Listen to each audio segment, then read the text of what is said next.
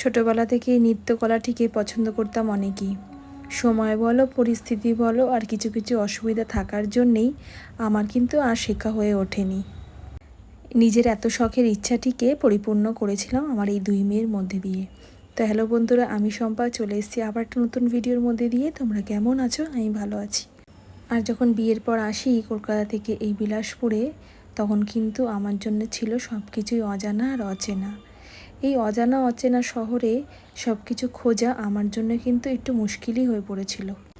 ঘটনাচক্রান্তে অনেক খোঁজার পর অবশেষে খুঁজে পেয়েছিলাম আমার 2 মেয়ের এই ডান্স টিচারকে। শুধু ডান্স টিচারই নয়, একটা খুব ভালো মনের মানুষকে খুঁজে পেয়েছিলাম। আর এই মানুষটির হাত ধরেই বিলাসপুরে যত বাঙালি সাংস্কৃতিক অনুষ্ঠান হয় সেখানে আমরা যোগদান করতে পেরেছি। অনেক অনেক ধন্যবাদ জানাই আপনাকে এত সুন্দর করে নৃত্য শেখানোর জন্যে। শুধু আমার মেয়েদের নয়, প্রত্যেকটি বাচ্চাকে হাতে ধরে ধৈর্য সহকারে নৃত্য শেখানোর জন্যে। আপনার ভালো থাকা, সুস্থ থাকার কামনা আমরা আশা করি সবাই। আজকের এই দিনটি বিশেষ, টিচার্স ডে উপলক্ষে আমরা সবাই সেলিব্রেশন করেছিলাম আজকের এই দিনটি। আজকের এই ভিডিওটি এখানেই শেষ করলাম। তোমরা ভালো থেকো, সুস্থ থেকো।